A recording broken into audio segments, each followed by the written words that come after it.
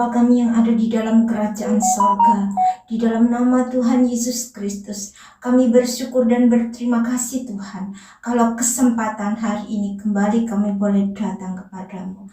Ampuni terlebih dahulu Tuhan segala dosa dan kesalahan kami. Tuhan, sucikan hati dan pikiran kami, kuasai keberadaan kami seluruhnya ya Bapa, roh, jiwa dan tubuh kami, hati, pikiran kami, kuasai dengan kuat kuasa Roh Kudus-Mu. Mampukan kami untuk kami boleh mengerti firman-Mu. Terlebih Tuhan, mampukan kami untuk melakukan firman-Mu, kehendak-Mu dalam kehidupan kami. Terima kasih Bapa, kami menyerahkan Tuhan segala doa dan permohonan kami ini yang kami imani dan kami peralaskan hanya di dalam nama Tuhan Yesus Kristus yang menjadi Tuhan dan Juru Selamat kami. Kami sudah berdoa dan mengucap syukur.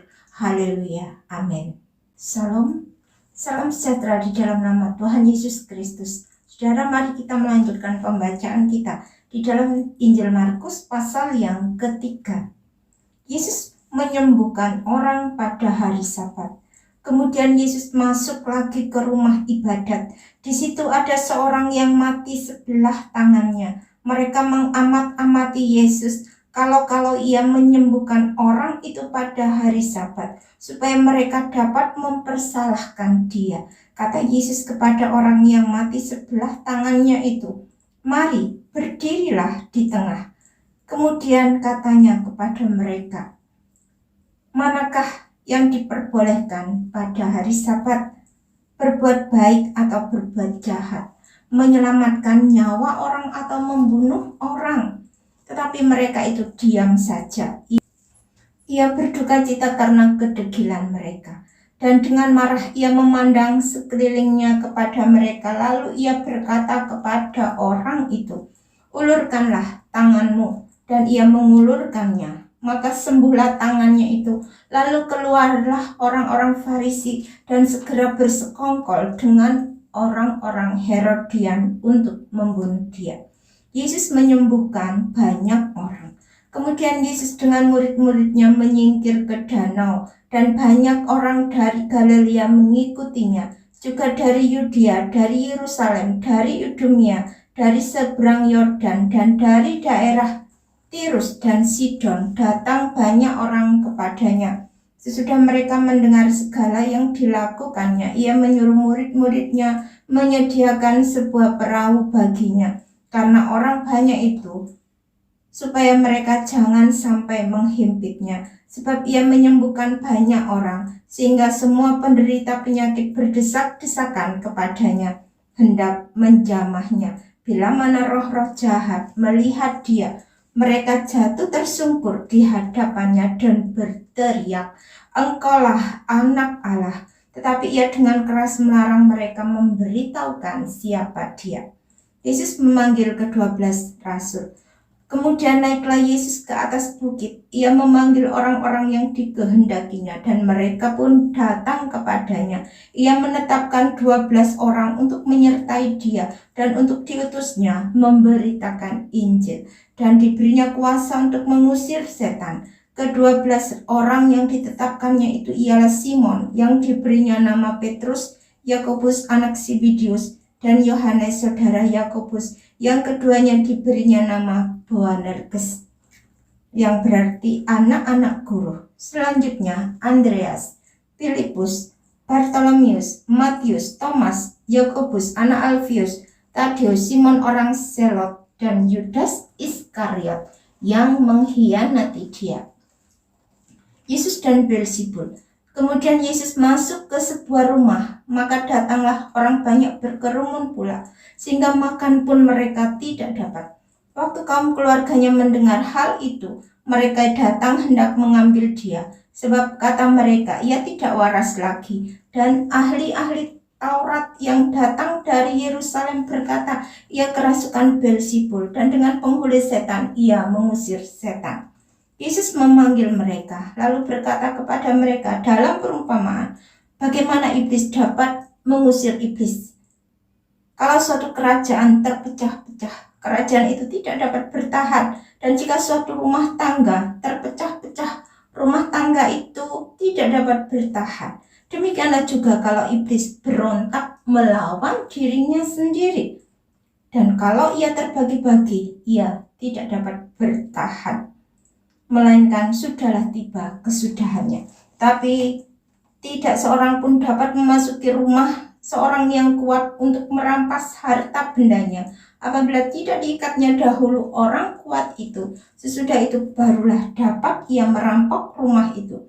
Aku berkata kepadamu, sesungguhnya semua dosa dan hujat anak-anak manusia akan diampuni, ya, semua hujat yang mereka ucapkan. Tetapi apabila seorang menghujat Roh Kudus, ia tidak mendapat ampun selama-lamanya, melainkan bersalah karena berbuat dosa kekal.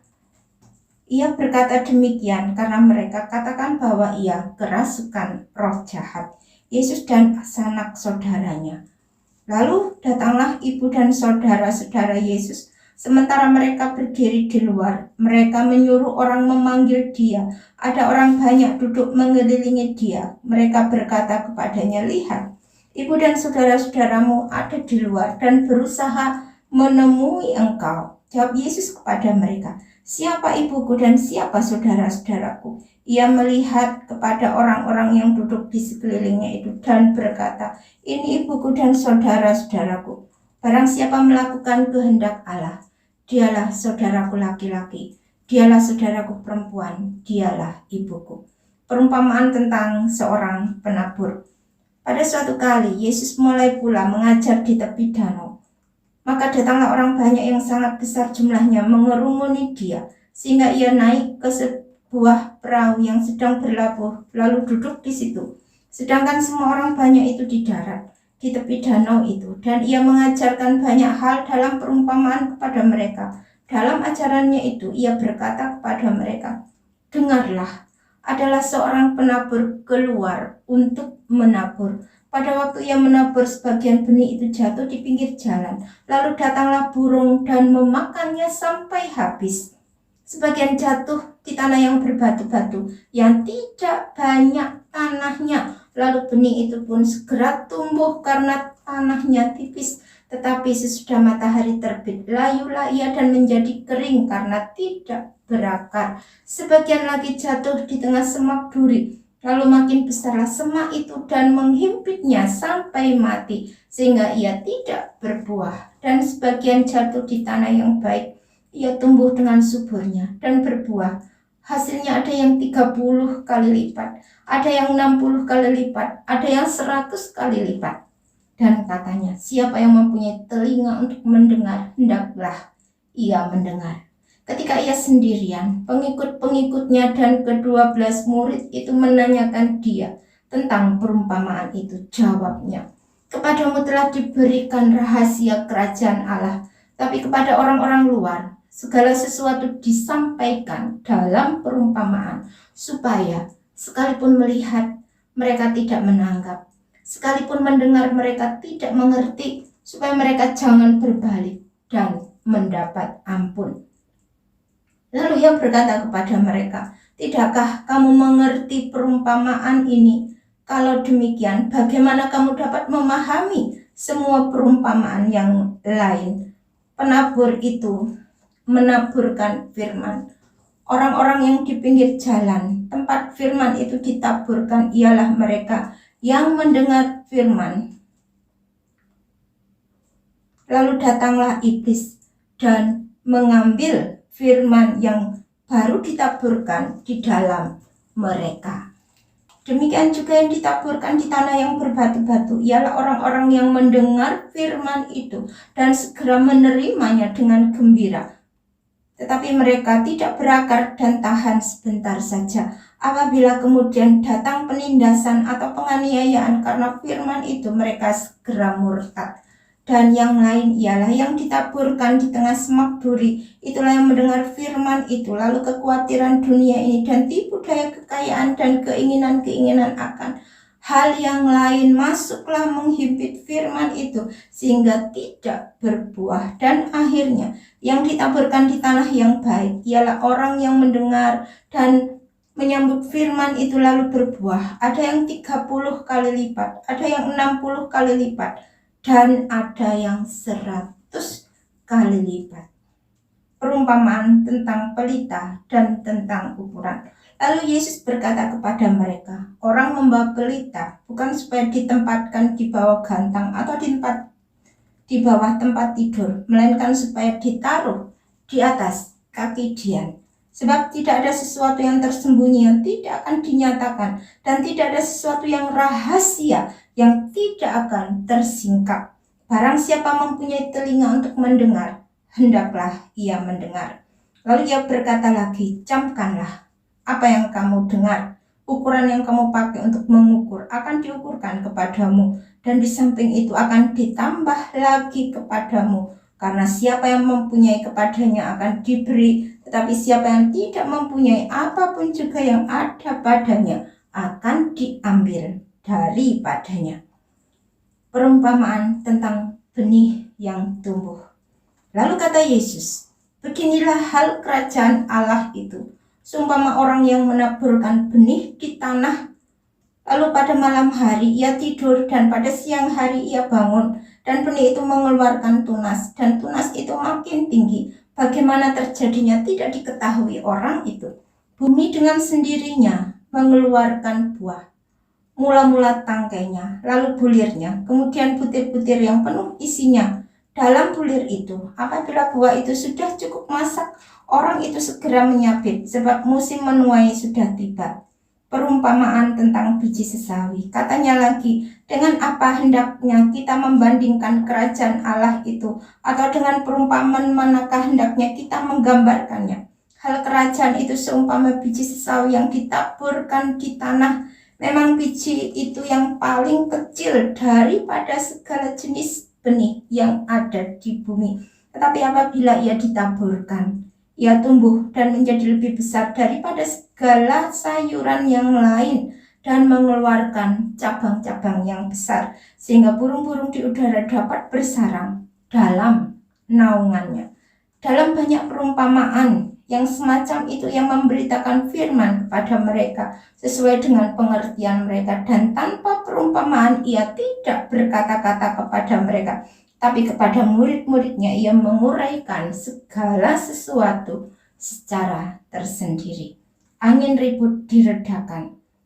Pada hari itu, waktu hari sudah petang, Yesus berkata kepada mereka, marilah kita bertolak ke seberang. Mereka meninggalkan orang banyak itu, lalu bertolak dan membawa Yesus beserta dengan mereka dalam perahu di mana Yesus telah duduk, dan perahu-perahu lain juga menyertai dia. Lalu mengamuklah taufan yang sangat dahsyat, dan ombak menyembur masuk ke dalam perahu, sehingga perahu itu mulai penuh dengan air. Pada waktu itu Yesus sedang tidur di buritan di sebuah tilam. Maka murid-muridnya membangunkan dia dan berkata kepadanya, Guru, engkau tidak peduli kalau kita binasa. Ia pun bangun, menghardik angin itu dan berkata kepada danau itu, diam, tenanglah. Lalu angin itu reda dan danau itu menjadi teduh sekali. Lalu ia berkata kepada mereka, mengapa kamu begitu takut? Mengapa kamu tidak percaya? Mereka menjadi sangat takut dan berkata seorang kepada yang lain, siapa gerangan orang ini sehingga angin dan danau pun taat kepadanya. Berbahagialah ia yang membacakan dan mereka mendengarkan kata-kata nubuat ini, dan yang menuruti apa yang ada tertulis di dalamnya, sebab waktunya sudah dekat. Tuhan Yesus memberkati. Bapa, kami bersyukur dan berterima kasih Tuhan, kalau kesempatan ini kami sudah mendengar membacakan firman-Mu. Kiranya tanamkan apa yang baik itu di dalam hati kami Tuhan. Kiranya kami boleh berbuah-buah di dalam Engkau Tuhan, dan menghasilkan buah bagi kerajaan-Mu. Terima kasih Tuhan, mampukan kami untuk melakukan apa yang menjadi kehendak-Mu di dalam kehidupan kami. Kuasai keberadaan kami. Mari Tuhan, kuatkan kami menjelang kedatangan-Mu pada kali yang kedua. Kiranya Roh Kudus menolong kami, memimpin kami. Oh Tuhan, melingkupi kami dengan kasih-Mu. Terima kasih Tuhan, terima kasih. Kami percaya hanya kepadamu saja. Oh Tuhan, terima kasih Tuhan, terima kasih. Di dalam nama Tuhan Yesus Kristus kami menyerahkan segala doa dan permohonan kami. Haleluya, amin.